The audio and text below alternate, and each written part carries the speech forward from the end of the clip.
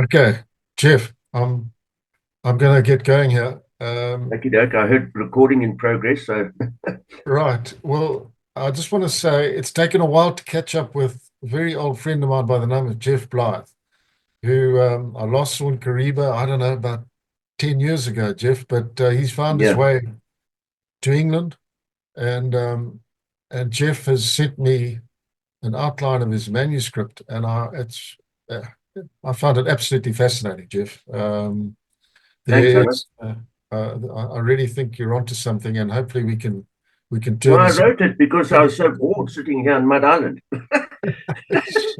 And it took me some time. I would get going and then I'd lose interest. And then suddenly I'd think, well, I've got nothing better to do. Let me get started again. And that's probably why it's so disjointed. But anyway, I eventually got it done. Took It about is, 4 years it is, altogether with all the gaps. but I'm sure we can smooth that out, Jeff. Okay. As I say, it'll take a bit of time and a bit of work, but the content truly fascinating. And again, I mean, I'm somebody who knows quite a lot about what happened, and I find there's a lot in your book that I didn't know about. So. Yeah. We've got some work to do, but I think we've got a very interesting book in the pipeline there. Well, thanks, Hannes. I appreciate that. It'd take quite a bit of work on my side to get it in chronological order as you wanted. So, yeah. Mm. Geoff, back to you. Let's just start with your ancestry and on the maternal and the paternal side of your family. It's very interesting how your family and came to be in Rhodesia and how Yeah. you yeah just tell us about All about right. your Well, families. it starts off, I suppose, on my mother's side because they arrived. My grandmother was born in Kimberley in 1888, um, as was her brother, born in 1886. Um, their father was a bloke by the name of Storm. He married my great grandmother in Kimberley. I don't know what year it was, probably in 1870s or something. But he was an adventurer and he went off to all the native wars that were occurring then against the Xhosa and that sort of thing. And I think it was Bechuanaland. And he was a real adventurer. And his wife, my great grandmother, didn't appreciate that, so decided a divorce was in order. And in the meantime, she got to know a guy by the name of Peters. I think it was Alfred Peters. My memory doesn't serve me well. And they got married, um, probably about 1889 or 1880, whatever. So he took on the responsibility of my great grand's two children. Obviously, life in Kimberley wasn't that good, and they'd heard about what was happening in the new Rhodesia, so they decided to trek by ox wagon. Um, they left early 1894. I think it was a 3 month or 4 month trek from Kimberley via Bechuanaland. Um, and that whole trek in that time, great grandma, we called her Granny Peters. The name was, what did come to me? She was pregnant the whole way. That was 3 or 4 months trekking. Um, and in that time, obviously they had their life in the ox wagon. I think there were 3 or 4 other families trekking with them in ox wagons. And some of the incidents, one occurred when crossing the Limpopo and it was in flood. And they didn't want to delay. So, and their team of oxen couldn't get them across the river. So they borrowed another team and linked up. So instead of they had 18, they had 36 or something like that, which spanned the length of the river. And the voorlopers managed to get them started and they pulled them through to get through. Apparently, the wagon was lifting and floating a bit, but anyway, it was successful. And they proceeded on their trek. I think a number of other people did the same thing. And my gran records that there was such a rush to get through that one of the wagons forgot to remove the chickens from underneath in a coop, which all drowned. But anyway, that's one of her stories. And then latterly, when I think they were going through probably around the Tuli Circle region, very wild. They got lost from the wagons. And two of them were just walking in the bush, and they really did get into a bit of a panic until they heard the voorloper cracking his whip, and then someone fired shots. But in the meantime, they thought they were in for a bit of a hard time, but they were eventually discovered. And my grand she actually told me, when I was a kid, she told me of how terrified she was. Anyway, they eventually got to Bulawayo in June of 1894. My gran at that stage was 6 and her brother was 8. And in July, it was July of 1894, great grand produced the first white boy born in Bulawayo. I think his name was Maxwell or something. Okay. So he was born in a tent. Bulawayo wasn't very well developed then. So he was born in a tent, and the only other white kid then was Molly. No. I've forgotten her name. It'll come to me. But she was the two of them were the only two white kids. Lily Tempovsky was her name, so she was obviously the child of a Jewish family.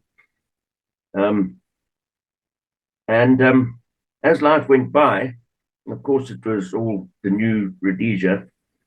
Johann Colin Brander was there with his wife Molly. Molly couldn't have kids for some unknown reason, so she took a huge liking, or became very fond of these two young kids, and wanted to look after them as often as she could. And apparently she used to say, well, we hope the two of these little ones will get married one day. Well, obviously that never happened, but so anyway, life went on, and then we got to the stage where the Matabele rebellion broke out. I think you know the score there. The Matabele were still very unsettled. They weren't happy with what the native police, who were in the bellies anyway, in a lot of Shona, were being treated. So they rebelled, and of course, I think probably about 300 or 400 early settlers got murdered. Were murdered in the outlying districts on the lines. Some terrible stories there. But anyway, quite a few of them managed to get to Bulawayo, and they set up a lager in which my granny and her brother lived, and the whole family. Grandpa, great-grandpa, he was recruited to join one of the mounted patrols that used to go out. I don't know if he was involved in any skirmishes, but she recalls life in the lager very well. She remembers the excitement of it all, sleeping in the wagon again, the comings and goings of all the troops, the skirmishes that were had. And at that stage, there were a lot of wounded being brought in. And she took up an interest as a youngster in, the care of these men, people who were sick and wounded. And subsequently, at I think about the age of 14 or 16, she became a young attendant nurse. Yeah. But in the meantime, what she did tell me, she always loved telling me the story about how they thought the Matabele were attacking on one occasion, when there was this huge cloud of dust and a thundering roar, and they saw what they thought was spears. Apparently, it was a herd of cattle that were being herded towards the lager or were stampeding. There must have been hundreds of them, but anyway, that was one of her stories, and they all got quite a fright. But yeah, latterly, as life went by and the war ended, my gran met Rhodes.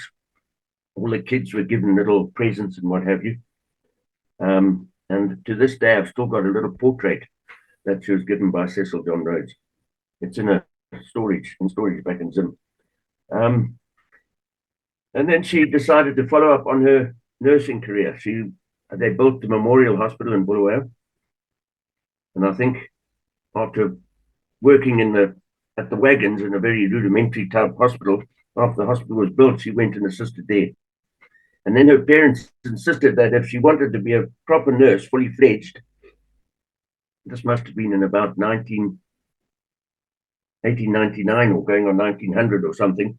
She would have been what then? 15 or 16, 1902, 1903, I can't remember. But she decided to go to Glasgow to get her full qualifications as a nurse. So you can imagine she would have had to, because at that stage the train had reached Bulawayo from Mafeking.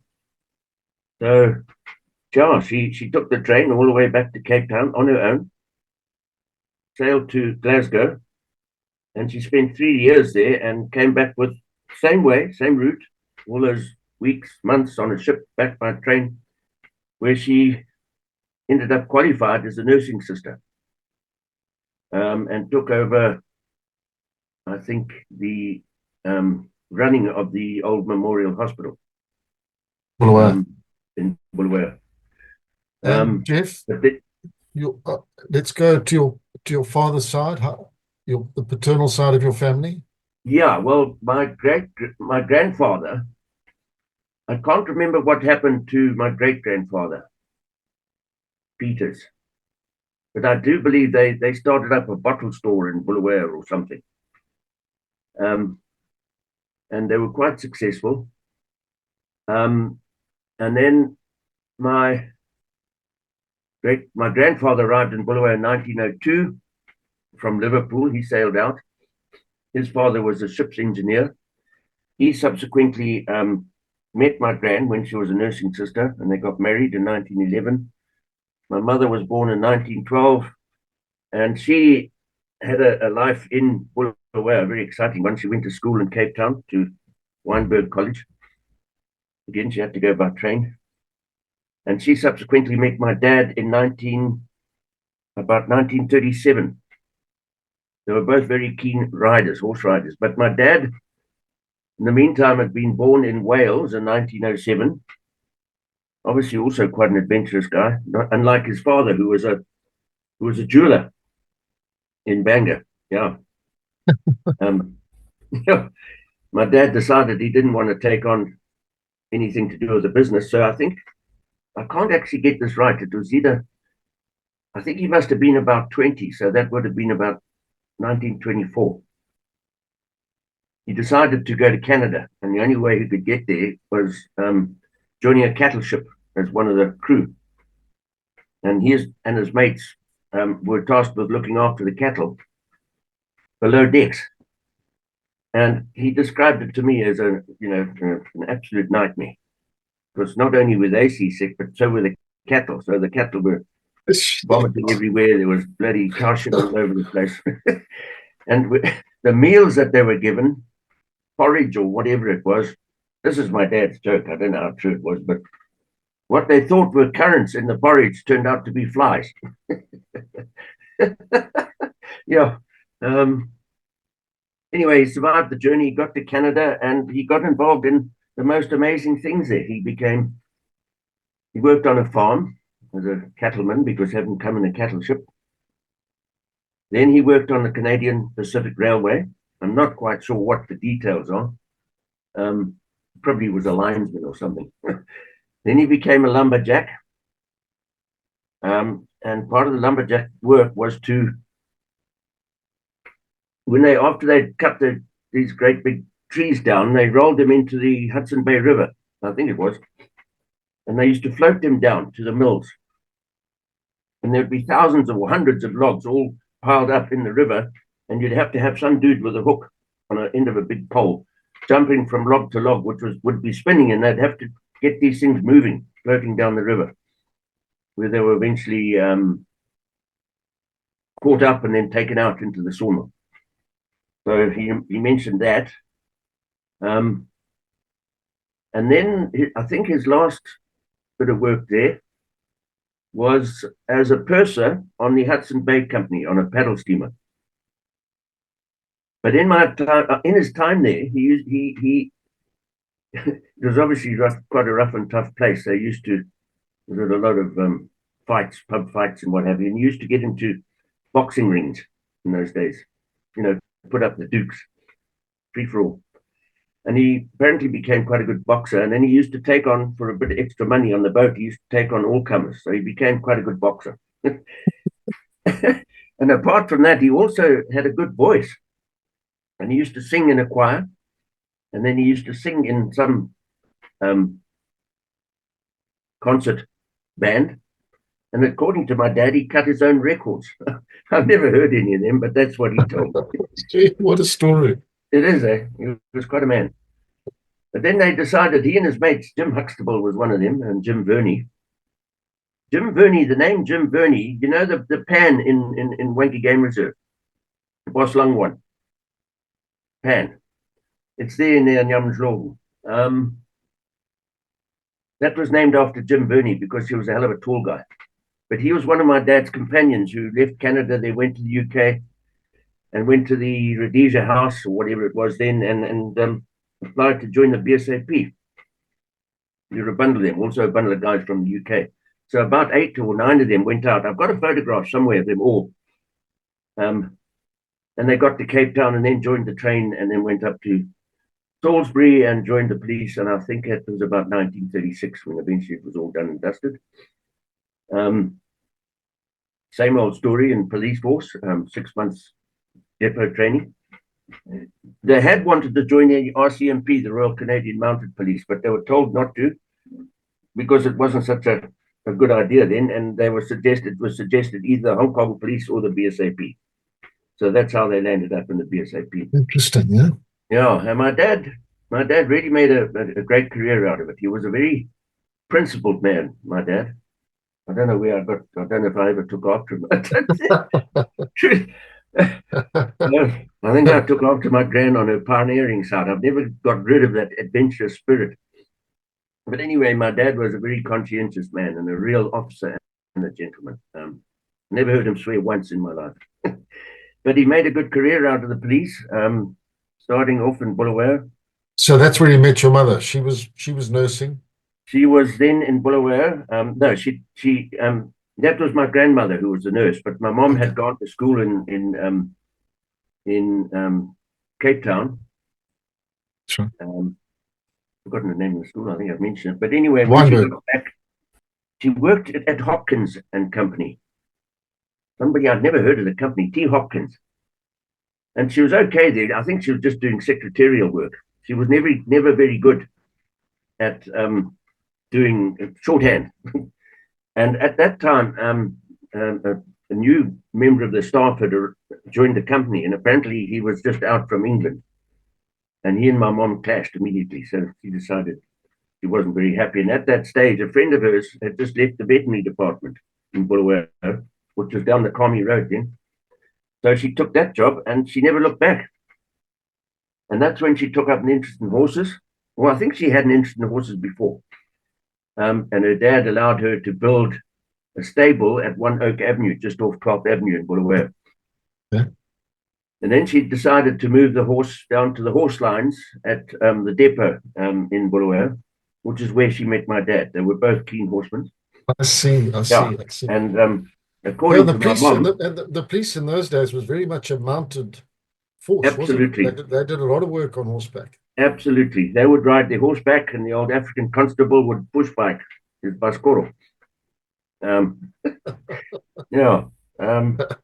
in my mom's words, they were both at the stables or something, grooming horses and mucking out and doing whatever you have to do. And she'd seen him a couple of times before. And then on one occasion, she saw him and she looked at him. And she said, in her mind, something said to her, I'm going to marry that man. It happened. They started going out, and they at that stage, she was going out with Colin Fletcher. Okay. They were the kids of Sir Peter Fletcher, who was the guy who designed the streets in Bulawayo. She also went out with Cecil Julie, who was the son of the Julie who came to Bulawayo early as well, and opened up Julie's Motors. What? But at the time that she met my dad, she was going out with Colin Fletcher, I think it was. So there was Peter, Colin, and Dougal. And so she decided to drop Colin and go with my dad. And they had a wonderful life. They used to go, they were still mates with Colin, and Peter Fletcher's farm, Zimbili, out at Bembizi, where he'd opened up his farm. Had good shooting, good bird shooting. And they used to go and spend weekends there, the whole lot of them. They used to have wonderful life there. Do quite a bit of shooting. And I remember my dad telling me, getting into trouble with old man Fletcher. He shot a hompo, or a big Corey bustard, which were protected game. He didn't realize it. So he got into a bit of trouble there. But anyway.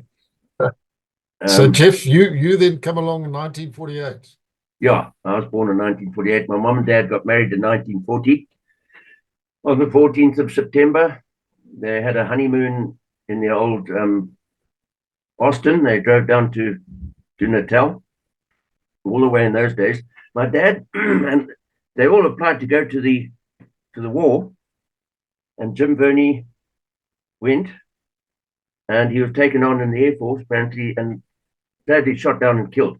So that's why they named, because he used to patrol the Wangi Game Reserve area and worked with old Ted Davison. I see. So that's why that pan was named after him, as far as I remember. My dad was asked to, well, had to stay behind, and they were stationed at Guello, and he looked after all the Italian POWs. He was sent to the POW camp in Guello. It was quite big. So that was my dad's story there in the early days. And then they moved back to Bulawayo in 1947, I think, and then I came along in 1948. Yeah. Okay, and now, Geoff, over to you. School, early junior school? Yeah. I must just say, my sister was born in Guello in 1945, Jill. Yeah. Okay. Yeah. My schooling, yeah, just to let, as a youngster, that's me and my sister. Sweet. Yeah. Oh, very nice. Very I was a nice. Kadiki then. I wasn't a very well child. I think it all started when I fell off a set of stairs in Cork Bay just before we sailed overseas and landed on my pip. I've never been the same since, from about 3 meters. And I don't know, but anyway, I eventually came around. I was in a coma, but I used to suffer a lot from bronchitis and never was a well young kid. So I think I was a bit mollycoddled by my mom. So anyway, I started off at Hillside School in Bulawayo, junior school, which had just been opened. And then from there moved to Hillside Senior. I was probably about 6 when I went to Hillside, no, 8 when I went to Hillside Senior, or no, somewhere 6 or 7, I don't know. But all I can remember at that school was getting into trouble and not being able to do things properly. And I ended up in the dunce corner. You know how they used to put a dunce hat on you and send you to the corner? So that's when I started becoming a bit of a rebel. And I was also called on numerous occasions to help or to intervene when there was cases of bullying. I don't know why I was called on, but anyway, I used to go and sort the issues out. But from Hillside, my folks decided to send me to Christian Brothers College, which I don't think was a good idea. I subsequently found that out at a later stage, because it was a school for academics, and I was not an academic by any means. And I'm quite sure I was probably dyslexic. They didn't know about the things in those days, and my God, those brothers were so bloody strict, you cannot believe it. Yeah. White collars, black cloaks, and there was a long pocket they had there, and inside that long pocket they carried a leather strap that thick and that long. And they used to beat the hell out of our hands and our butts if we didn't do what we were supposed to. So again, that didn't help me. I became a total rebel at CBC. Myself, Tony Carruthers-Smith, who you might remember. Mm-hmm. He was one of the early members of the SAS. He joined with Darrell Watt. But Tony and I were very good friends at school, and we both struggled a bit with academics. Roy Goodyear was another friend of mine who struggled a bit. So we were left behind from all the guys who were good at academics. Angelo Stepanovich, Chris Juice, Nige Hodder, and all the rest of them. But there were good sides. We had a very good rugby team. I was a hooker. Not a very big rugby team because the school was quite small. Yeah. So we'd always play the other B teams, like B or C teams, like Milton or Falcon. And Yeah. sometimes we'd get a win. But we did our best. there were a couple of good brothers who I got on with. Eventually, they gave up on me and decided because I was good at art, they would give me a special class at the end of the top story, which what used to be a reading room, and I could do my art lessons in there. So I did private art lessons at CBC, which I passed with flying colours with my O levels. Well done. Yeah, 3 subjects that I got at CBC: art, English, and history. But we also were invited out to go on these Rhodesian Schools Exploration Society things. I don't know if you heard of them. Yes, RSES. yes. And boys from all the different schools from Matabeleland were invited. Hamilton, North Lee. Yeah, we also used to play North Lee at rugby, but they used to pound us with ease. So there was Hamilton, there was Sowerstown, which is a school in Bulawayo, Milton, CBC. So we'd go out in a group of about 40 or 50. We would be taken out in 5-tonners by the leaders, and old Cran Cook, who was the curator of the Bulawayo Museum, Professor Cran Cook, who would take us all out. He would be in charge, and then we'd have people like John Lee, Stuart Irvin, and various other well-known guys. And they would put us into sections that we wanted to do. I did archaeology and zoology on several occasions, but we'd go to places like Caesarea, the Fungabuzi Plateau, Singwa Gorge. Really good stuff. 2 weeks, eh? And we learned how to take it in the bush, all at about 13, 14. So those were good days. Really enjoyed those. Yeah, I'm sure. Yeah, Cran Cook had a son, Peter. I don't know if you remember him at all. Ali, he was a wild bugger. So we became good friends. As I say, schooling at CBC wasn't too successful. I used to spend most of my time bunking, hiding down in the Matramhlophe River and watching birds and all the hohos and insects. And there was game there as well. Then I used to go looking for snares. Also used to hide out in the old Nesbitt Castle off Banff Road and go and explore through that place. Man, there was some fascinating stuff there. Eh? So eventually left school and was sent off to Norfolk House. My dad sent me to join Old Digger Wells at Norfolk House, which was a cramp college in Park Road in the suburbs. He was a lovely old guy. He was ex-Second World War digger, yes, and he used to enjoy his dops. He used to go down, he used to take us down to the BAC pub in the evenings for a couple of dops.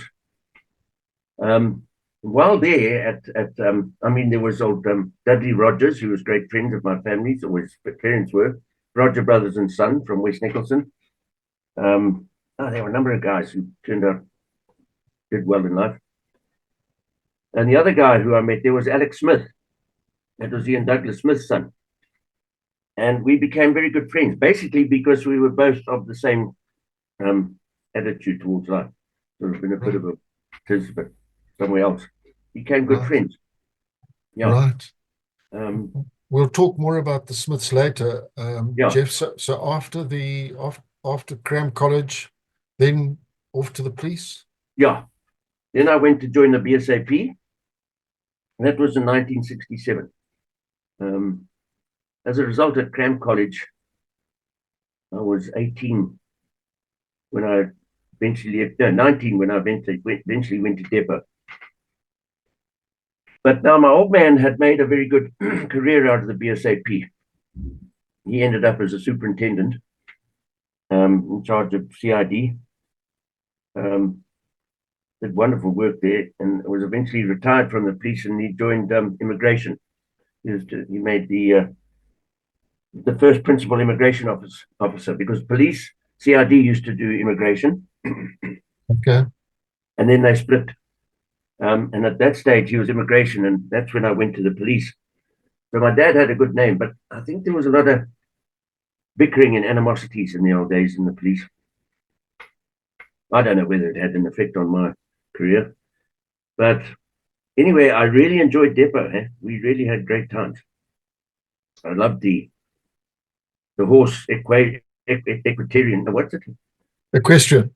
Equestrian lessons, and those were rugged. I tell you what, you used to have to ride cross stirrup around the cantering ring, and then in the mornings we'd ride up to Gun Hill and back again. And old John Pierce and what was the other guy? Smudge Smith were equitation instructors, and they were as strict as hell. And those horses knew recruits, eh? Did they? If you knew, they knew it. And they would bite, they would kick. You were ducking and diving and trying to get your horse in order, because if it wasn't, you'd get behind the guard. But if those guys, or Pierce or Smitty, caught us cornering the horse or losing our temper, we'd go behind the guard anyway. Just not allowed. So we had some quite serious fun there, quite interesting. A lot of the guys were literally bitten and carried out of the stable by the horse or kicked out. And if you fell off the horse on the outride, the reaction from the instructor, probably old Pierce, who was an incredibly sarcastic bugger, you'd turn around to the poor bugger who's standing in the horse head, thundering off back to depot, dusting himself off, and you'd turn around and say, well, I didn't give you permission to dismount. You will walk back to depot and you'll be behind the guard tonight. So, yeah, I met some good guys in depot as well. Who was on your course, Geoff? Let me think now. Doesn't matter. No, it'll come to mind. But I know John Downs was one of them. Poor bugger. He'd been back squatted I don't know how many times because he kept getting into trouble. That poor bugger eventually committed suicide, eh? Who's that? Both by the name of Dimes from England. He was a Cockney. He drowned himself in a wine vat in Cape Town. That's the story. Yes, what a way to go. What a way to go. Yeah. I knew, oh man, my memory just suddenly slipped me. So Geoff, after finishing, you pass out as was it a patrol officer then or still constable? No, patrol officer. And as a matter of interest, when we first went into depot, we were issued with the old SMLE 303. And then after about a month, we were the first issue to get, or the first intake to get the FN. Okay. And in those days, things were starting to hot up a little bit. So we had to do our coin training then. And then when I left depot, I applied for district, but unfortunately, they ended up being sent back to Bulawayo and the traffic department in Bulawayo, of all places. Yeah. Yeah, far from my request to go to district. And again, it was interesting. It was good. But it wasn't exactly happy. Issuing out traffic tickets, investigating traffic offences, etc., etc., and then from traffic, I went to Western Com, which was better, Western Commonage, out in the African townships, where we came across quite a bit of an unrest at times, a lot of gruesome murders, retrieving dead bodies, etc., etc., et al. That's the first time I ever sort of had the experience of dead bodies. I didn't worry me too much, but anyway, Westcom was good, and I met some damn good guys at Western Commonage. Again, my memory slips me. I tell you what, Don't worry. I'm suffering from crops. Can't remember everything. Yeah. So from Western Commonage? Westcom, basically, that's where I ended up and stayed there the whole time. But at that stage, the war started hotting up, and PATU was a big part of our requirements. And that I really enjoyed, going out on PATU patrols, mainly in the western areas to start with. We did the Botswana border from 222 up to Panamatinga and then Kazangula. A lot from Sivankwazi down to Binga to Chetty Gorge. Was this on foot? On foot, foot patrols. And my goodness, I tell you what, it wasn't easy going. We used to do also the Linyanti and the Inyantui. Very difficult terrain, up and down dale. And to this day, my knees are totally stuffed. And I'm sure it's because our backpacks were so heavy. because all the katunda we have to carry. TR-48s, A60s, ammo, you name it, our kit, our food. Good times.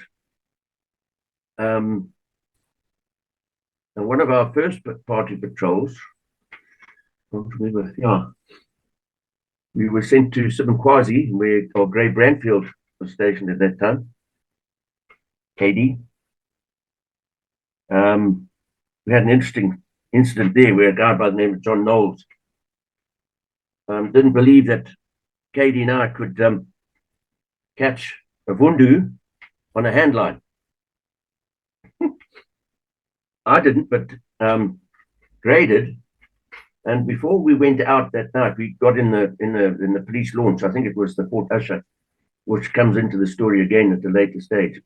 The guys were back at Sibankwazi, and Gray and I were down at the river, and he hooked onto quite a large vundu. And instead of throwing it back, and because old vundu, at least old Rick Knowles had said to us, you'll never catch anything. Gray and I decided to take it back, and when he wasn't looking, we stuck it in a sleeping bag on his Hounsfield with a net over.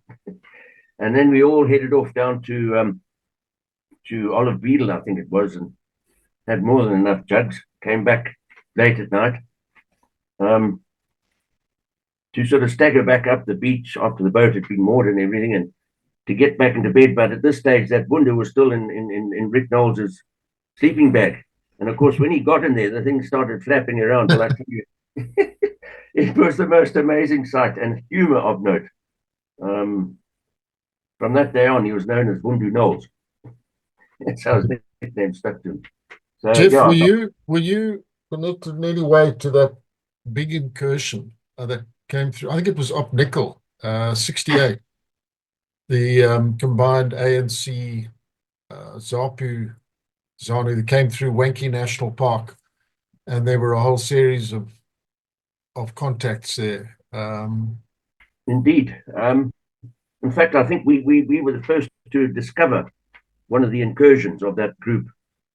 On that, it was that party patrol. I think it was that party patrol where we were tasked with doing a patrol along the top of the Devil's Gorge, from Decker Drum and along the Okay.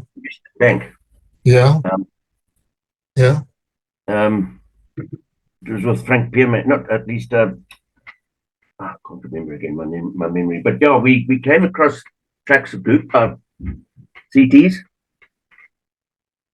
coming How up far? the gorge. Out the gorge. Okay. Yeah. Yeah, and we got hold of Jock or O.C. Wangi, or Carver, I think it was, or Johnny Johnson. Now I've remembered.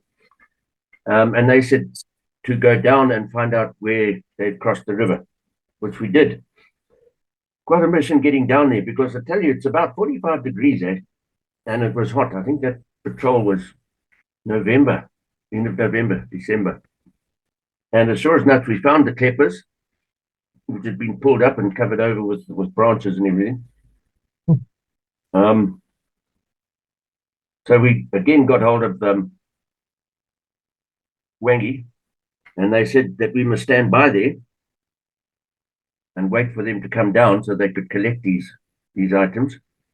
We were to remain in ambush positions and try and remain as quiet as possible, which we did. And while we were there, we heard vehicles on the Zambian side.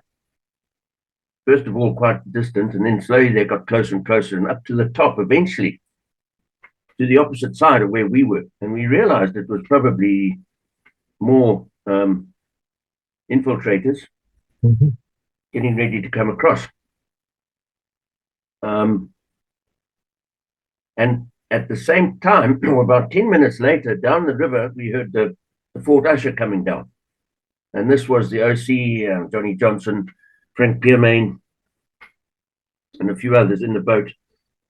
And they immediately pulled across to see us. We waved to them, and they came in, and they asked us to point out where. And we told them that there was noise up at the top there. So we had a bit of a chin wag, and then they decided to go across on the other side. if I recall right, yeah, they took the Kleppers in board. Anyway, they went across. Fort Usher was quite a big launch. And as they went across onto the Zambian side to go and investigate, all hell broke loose. The boat was fired on. We assume by the CTs and the Zambian security forces. And it was a hell of a scene. The whole boat disappeared in a massive spray and bullet strikes in the water. And nobody to be seen. They all just fell flat. The only person who was seen, in fact, was old Denby Hopkins, who was driving the boat, who was also stationed at Simkwazi. So we immediately returned fire because you could see with the muzzle blasts and the smoke from where the shooting was coming from. So we were firing up at the top. And with that, these guys now started shooting at us. And I'll never forget, it was a Fort Usher sort of going around in circles. I think it was hit on several occasions. And then all of a sudden, the rounds started coming towards us, splashing across the water as they were shooting at us. And then the zip bang and the leaves falling out of the trees and splinters flying. So we let them have it, firing at the positions that we now knew where they were. In fact, I think where I was shooting, there was a rock leading out of the gorge, and suddenly the fire coming from there stopped. I don't know, maybe my rounds were counting. I have no idea. But anyway, by that time, Fort Usher was starting to get going, but they were still shooting at it and following it. And we saw weapons from those in the boat now shooting back as well. And eventually, old Mike Franklin told us to stop shooting. He was the stick leader. And everything quietened down. The other side quietened down. The boat disappeared. And that was the end of that. But we were then given instructions to stay down there, just in case there were any more incursions. So we ended up there for 2 nights, down in the Zambezi Valley in the most unbelievable heat and humidity. And we really took a bit of strain. Until eventually we were given the go-ahead to pull out. So we followed the tracks back up. And I was a lead scout at that stage. And I was pulling out in front of everybody to get to the top. And I must have been, I remember the river started going down all these towards the gorge in stages. And as I was going up a fairly slight bank through quite thick bush, just seeing these movements, camouflage movements. And of course, I didn't know what the hell to do. I didn't know whether they were our guys or what. So I made a quick withdrawal and told the guys. And then while I was doing that, I just shouted, stop, Ishe. It turned out to be the RAR. They were coming to look for us. Got a bit of a fright, thought it might have been terrorists or whatever coming back. But anyway, we met up. But at that stage, I suddenly started getting cramps and what have you. And I thought, well, maybe it's just because I haven't had a decent meal. And then we were chopped back to Simkwazi, our stick, while the RAR took over and carried up. But we had then heard that the tracks had been picked up. And I think that's when it was discovered it was the mixed ANC and Zipra crowd going through and the follow-up contacts and what have you. By the time I got back to Sib in the helicopter, and I was actually looking forward to a decent meal, steak, egg, and chips or something, but I was too sick. I was sick as a dog by then. And heat fatigue. Sorry? Heat fatigue. No, I'd picked up a bud from the river. So although I was putting those pills, I've forgotten the name of them, in our water bottles, and obviously got Zambezi gut, as they called it. And I was really, really, really sick, man. I was finished, man down. And as the chopper was going back to Wangi, I was put on board and admitted to Wangi Hospital, where I stayed for 2 days on a drip, and the nuns looking after me and getting me back on my feet again. But by that time, the operation had gone all the way down towards Mpani and what have you. Yeah.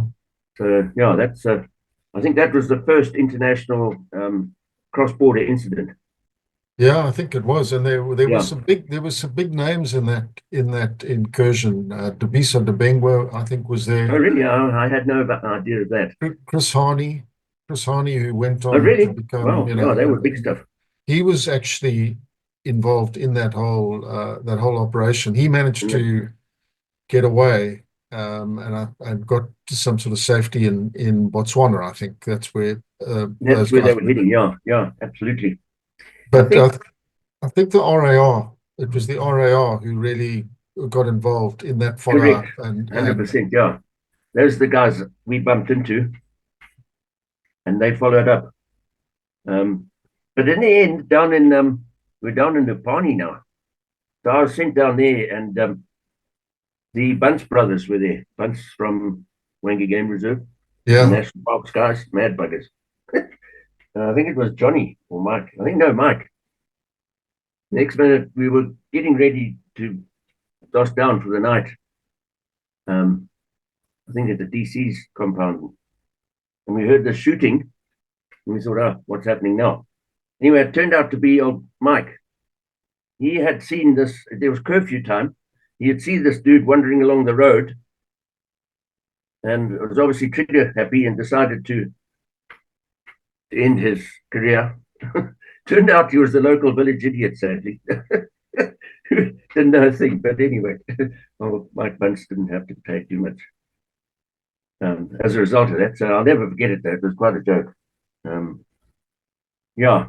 Um, Geoff, and then yeah, lots of patrolling in the Zambezi Valley. You spent quite a bit of time backwards and absolutely. forwards, Yeah. Yeah. and were you involved up in the north there, Chawuri, Monopools? Geoff. Yeah. Um, Orange, that was when I was in PATU in the regulars, which carried on when I'd left the police into police reserve.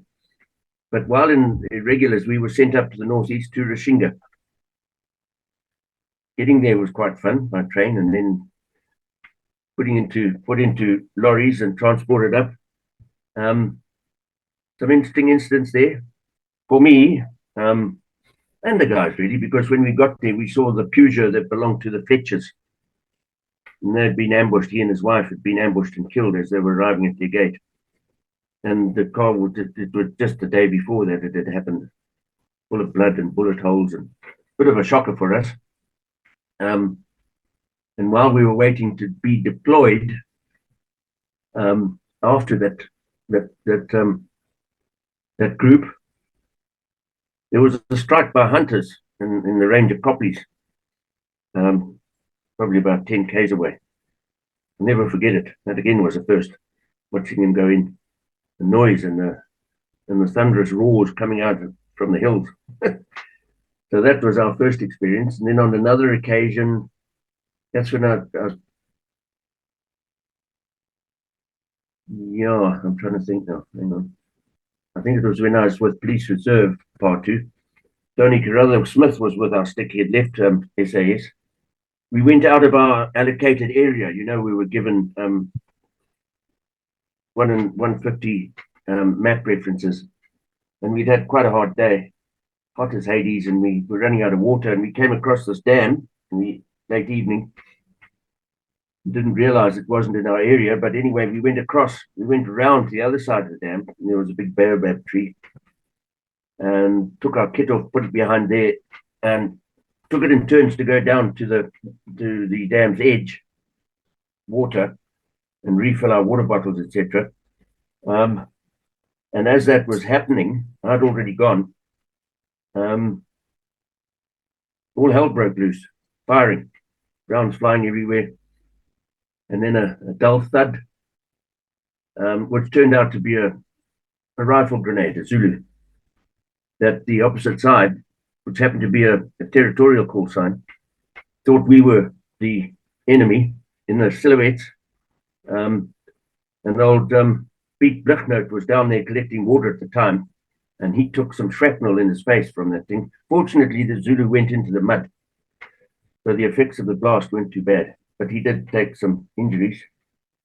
And well, that's when I looked around and I wondered where everybody had gone, and there I saw them all fleeing across a bit of an inlet behind the baobab tree and heading towards the dam wall. And I was the only one there, and I was double tapping into the position where the firing was coming from. And everybody was screaming at me to come back, come back, come back. So I eventually went and joined them. And that's when the opposite realized who we were and started shouting, identify, identify. And it turned out to be a blue on blue, which was very sad because one of their guys had taken a flesh wound, and old Pete Blyth, and they were Kazabak. That was a most unfortunate incident. Could have been worse, but no serious injuries. Yeah. Geoff, in the Zambezi Valley, lots of rhino, lots of elephant. Oh man, we had fun there, man. We really did. And old Tony Carruthers Smith and I used to love it. He was a bushman, and so was I, and we were always vying for lead scout. And the number of times we came across rhino spoor, elephant spoor, everything, but the rhino were the fun, because it would just be a thundering, crashing racket as these things took off. And on several occasions, right across our path. Fortunately, never anything serious, but yeah, we had some close scrapes, but some great fun. We really did. And we used to be picked up. We used to do Chetty Gorge to... Going east or west? Sorry? From Chetty Gorge, going east or west? Going up the lake. What's Matusadona? East, yeah. To that river that came in. What was it called? The Singwa. I think it was the Singwa. Yeah. And again, the Fort Usher came to play, and that we would be picked up at an entrant on the lake by the boat operator, the PO. Once again, old Denby Hopkins was there. And he would arrive with a couple of cases full of ice cold beer and some steaks. So great enjoyment, enjoying a feast on the beaches of Lake Kariba. And you did, Geoff, you did quite a lot of work around Matusadona on the shoreline. Not Matusadona. No, we never got that far. That came later when I was on Barbel. Okay. Yeah. Geoff, let's just talk a bit about landmines. I know you hit a few. Yeah. Just talk us through the landmine incidents. Okay, well, I was stationed down at Blyth Bridge at that stage after I joined Ministry of Water Development. Although they wanted me as essential services and not to do anything, I said, "Good sack." So I remained with PATU, and we did quite a few operations there, reaction sticks and what have you. And there was an occasion where old Alan Brandfield, who's still a very good friend of mine, he lives in Durban, he was in charge of Scouter Zulu, which is the turnoff to Chiturapasi and Chikwarakwara. And we had the Chiturapasi Scouter Zulu base camp, I think it was.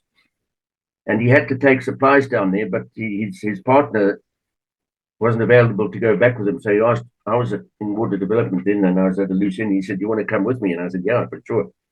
He spent the night there, drop off supplies, and then come back the next day. I had my good old bull terrier in those days, old Jock of the Bushveld, number 2. There he's there. Oh, beauty.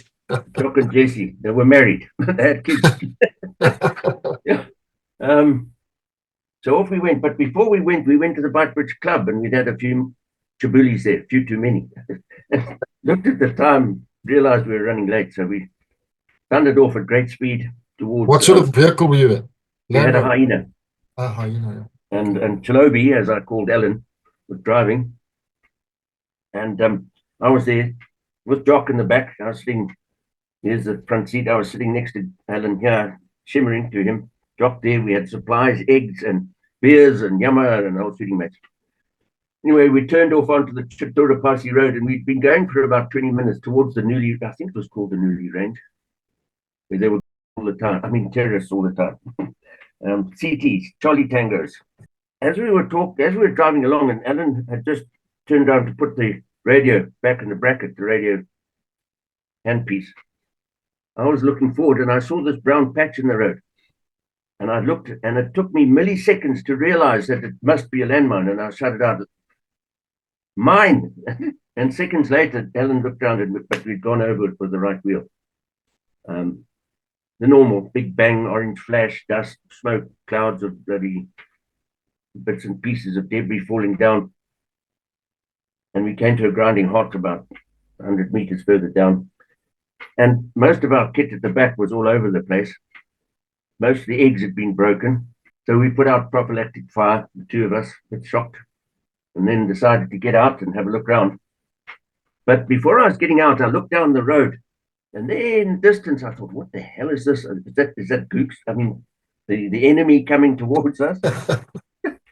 And it turned out to be a Salute Scouts call sign, led by Arthur Gower. And Duke Corby was in it as well. And they were in the area because there was quite a number of the enemy in there, of our illustrious friends. And they were there for that reason. And they had been in probably about a kilometer up above or beyond when we hit that mine. And they came down to investigate. So, yeah, we got everything sorted out. Alan had his sergeant with him in a vehicle behind us. So we put everything that was still intact. The beers were okay, nothing was broken. But how did Jock handle it? He was fine, eh? Looking around, what happened? And then we carried on. But then had to come back the next day to get more supplies. So that was the first one. Then the second one, I was with Ministry of Water Development, and we'd gone in to collect one of our drill rigs in the TTL, I think it was, that had gone in. We'd had to send it in to look for water, drill a borehole, where they wanted to put in another protection camp. What did you call them? What did we call them in those days? Protected village. PV. Protected village, yeah. And that night, they'd been robbed by the enemy, the CTs.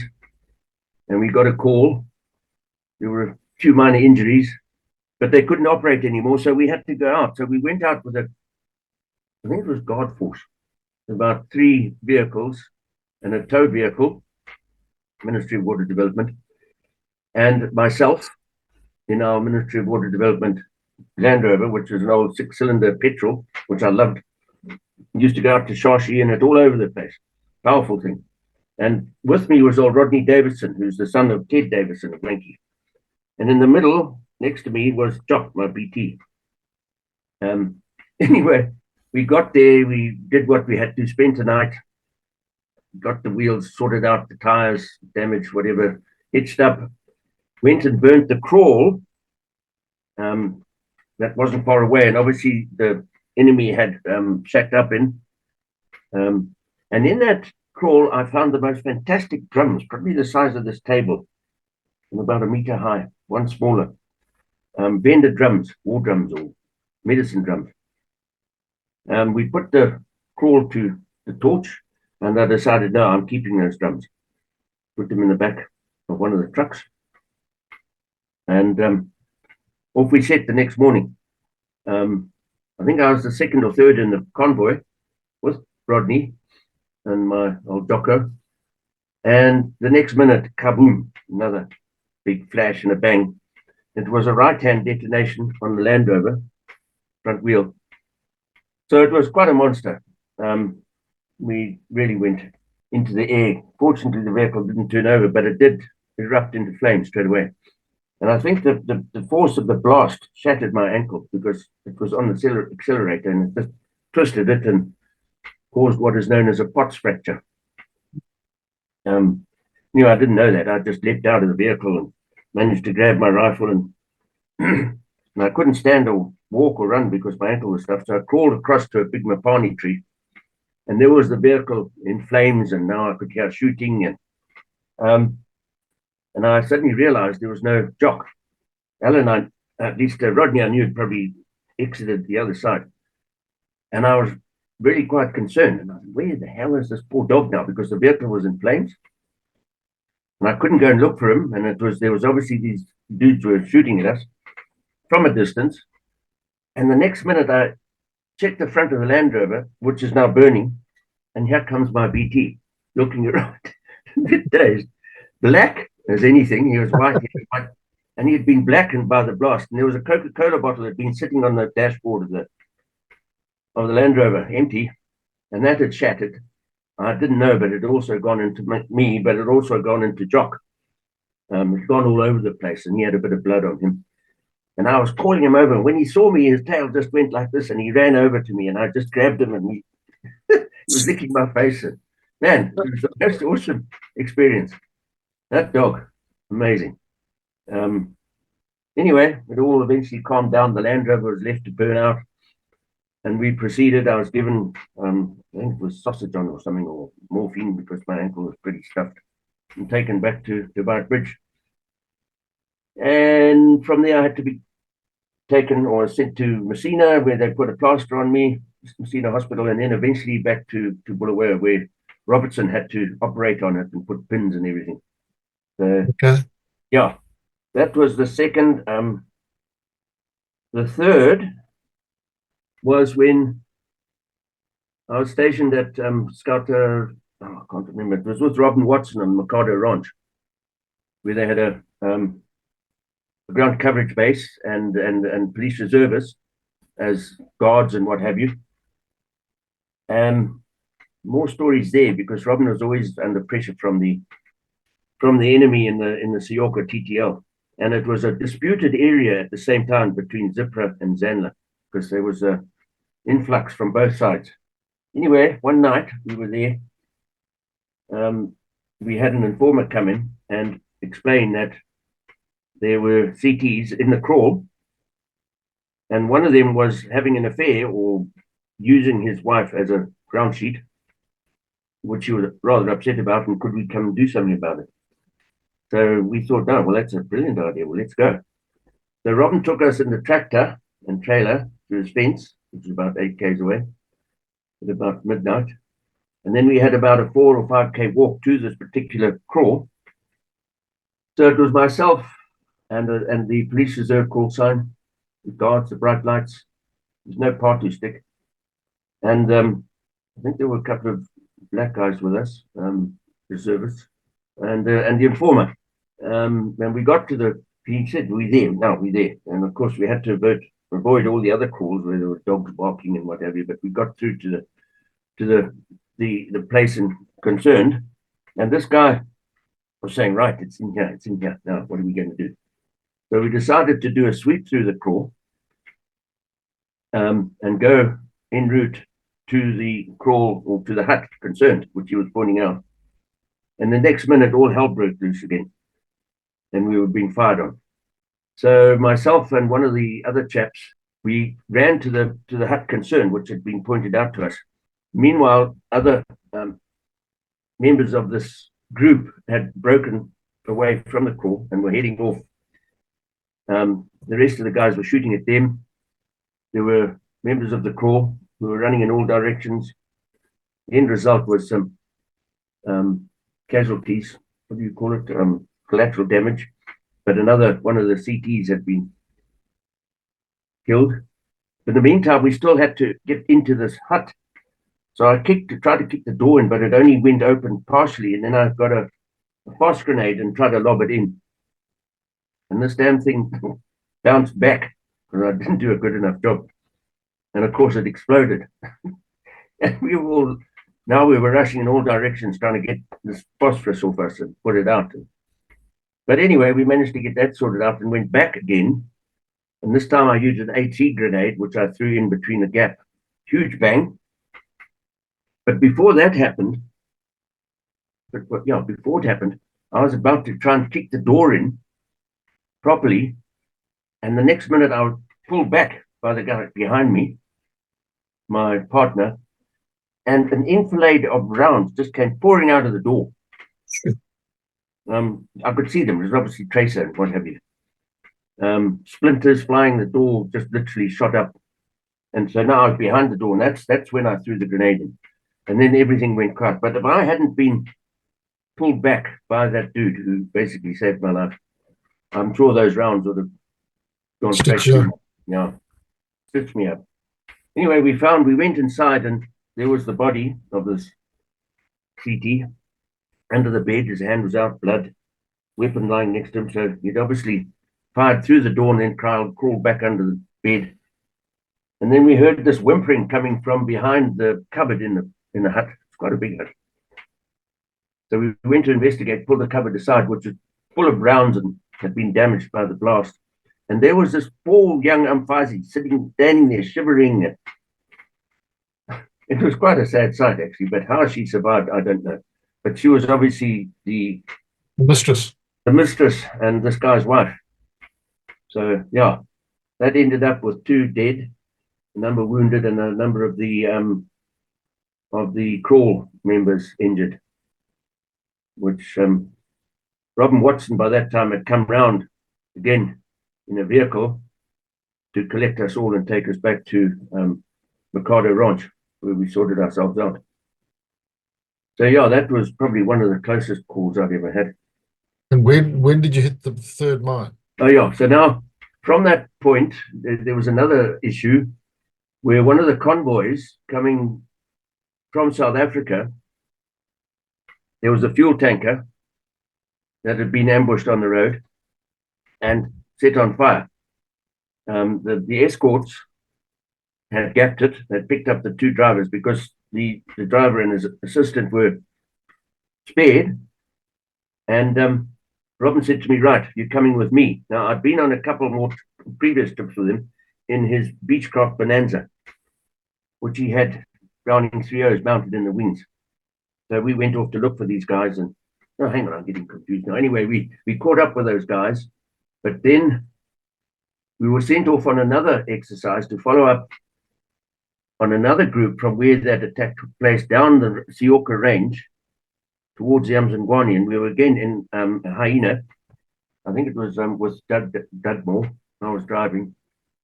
We got down on this track, which eventually turned right, and followed up the bank of the Umzingwani River. And it was getting a bit late, and the road was pretty bad. And I just thought, well, we're wasting our time here. We might as well get ready to turn around. But because it was so rough, I told everybody, make sure you're strapped in. And it was probably about 100 meters before we decided to turn around that bang, another landmine, another front right, which, yeah. Was Jock on the? No, Jock wasn't with me on that occasion because it was a proper caller. Yeah. So that was the 3rd. And then the 4th was quite an amusing one. Not too much damage done to anybody. But what had happened very illegally, I had borrowed a flat, a crocodile. It was a Toyota 7-tonner with a flatbed, but with a mine-proof cab. And there was only room for me in there, but Jock was with us. And it was at Shashi station, and I had Julian Bowl there. He was in charge of that station, in charge of internal affairs there, INTAF. And I was desperate to shoot an elephant. And I borrowed the flat to go up to the Thule Circle, where we knew there were elephants. We'd seen them previously because we'd had other incidents there. So Julian was following with young LaRue, I think it was, in the Land Rover behind. And the back of the flat was sandbagged, and there were 2 INTAF Ascaris on the back. And my intention was to get to the edge of the Thule Circle where you weren't allowed. And of course, I was quite adamant that I wouldn't break the rules. But look in the area beforehand, which was very thick riverine vegetation because the road followed the Shashi. And probably about half a K before we got to the circle, on the start of the circle on our side, not the Botswana side, we came across elephant tracks along the road. And I thought, well, let's follow those. I'll slowly follow them from where I can look down and see. I could just see them ahead. And about 200 meters further on, the elephant tracks went off the track to the left, towards the river. And I thought, that's odd at this time of day. They were very fresh. The dung was almost steaming still. It was early in the morning, very early. And I thought, well, why would they go back down to the river? And so I thought, well, let me go a little bit further. And then I'll debus. There was a kopje I'll go and climb. And hadn't gone about 20 meters and another great big bang. but I'd missed it with the front wheels, and it was a rear double wheel that caught the landmine, left rear. And of course, that caused the vehicle to fly up, sandbags to fly everywhere. Now, Jock was in the back and these two Ascaris. According to Julian, they just saw through this cloud of dust and flame my bull terrier. When I had managed to get out of the vehicle and had come round to check after putting down a bit of prophylactic fire, there was old Jock falling through the lower branches of one of these Terminalia Mozambiquense, one of these riverine creepers. And yeah, he was fine. The Ascaris were okay. They'd been blown out. One of them was still lying there. So yeah, and by that time, that was his third. So he became rather a deaf bull terrier, but still a very faithful dog. He had a tough time, old Jock. He did, eh? And I'll tell you what, he was a jolly good hunting dog. Was He would he? never break away from me. I'd tell him to, or indicate to stop if I saw something in fire, and then I'd say go, and he'd follow it up and find it, which he managed to do on one occasion when we were on our way back from Tuturapasi. On a party call up with John Peacock, we stopped and I took a pot shot at an impala. All totally illegal, of course, but you know, that's me. I knew it was a hit, and of course, Jock went after this thing, which I didn't want him to do, but by then he was deaf. So we had to do a skirmish to try and find him and the impala, but there was no sign of him. I could just hear him barking in the distance. And John said, no, we've got to get out of here. This is dangerous times, and there's, you know, enemy around here. So I was really worried about Jock. So I thought, well, we can't disobey and go back at night waiting for this dog to come back. So I took my camouflage jacket off and put it down by a tree. And I hoped that he'd smell it. Anyway, very upset and nervous, we went back to Blyth Bridge. I spent a very concerned night, didn't sleep very well, but got up sparrows the next morning and went back with a couple of mates to go and see if we could find him. And sure as nuts, we went back on our tracks, and there he was lying on that camouflage jacket, waiting. Jeez, Truly, yeah. what a story. Lovely dog. He was one of the best dogs I've ever had in my life. Sure. Such a character. Yeah. Geoff, listen, we're gonna have to leave it there for now, but it's been bloody interesting, and I know we've only just touched the surface. Yeah. Well, I must tell you about that first landmine that I didn't hit. It was a landmine outside Rishinga, forgot to mention. That two of the enemy had decided they were going to catch us out with when we went out early in the morning. In actual fact, it was at that base camp that I met LJ Fenter, Okay. who was doing reports and taking pictures. And we were all getting ready to mobilize, and the next minute there was this huge bang. God, well, you know what it's like, dust flying, and we all went down to investigate. I stick because we were the first to go. And I've got a photograph. I mean, it was the width of the road and probably about half a meter deep that had prematurely exploded. And these two guys had blown themselves to smithereens, literally smithereens. We found the one body, just half of it, about half a kilometer away down in a mealie field. And the other guy, most of him was stuck in a Masasa tree over the road with minuses. Yeah. Geoff, listen, Okay. I'm gonna love and leave you for now. Well, thanks very much for inviting me, Hannes. I appreciate it. No, I appreciate it too, Geoff, and we're gonna do at least one more. I think maybe another two. As I said, we've Whatever. just scratched the surface. Okay. I don't want you to give your whole story away, because I think this book of yours has got great possibilities. Okay. But Well, I'll go. I'll keep you in. I'll ask you to guide me where I go, what yeah, next to say, etc., etc. we'll deal with that a bit later. But I'm going to There's some run. very sensitive stuff further on that. Yeah, I know. Yeah. All right, Geoff. Enjoy the rest of your day, man, and have a happy Easter. But we'll be in touch on WhatsApp. Same to you. What are you going to be doing? You're going across to Vic Falls, or? No. We're actually in Cape Town. And, Oh, really? yeah, with the girls. Oh, Zakalaka, man. Is that why I saw you daughters? What lovely looking girls, eh? Thanks, Geoff. Glorious bloody weather. A great time to be in Cape Town. Oh, lovely, man. Excellent. Super well, excellent. talking. Thanks very much. And yeah, we've got a nice day here too, believe it or not. Yes. Lovely sunny day. Good stuff. Yeah, Bushy. All right, Hannes. Thanks very much. I appreciate Super it. chatting, Geoff. Yeah. Cheers, buddy. Take care. Bye. Enjoy your holiday. Happy Easter. Thanks, you too. Cheers, Bye. everybody. Cheers now. Bye bye.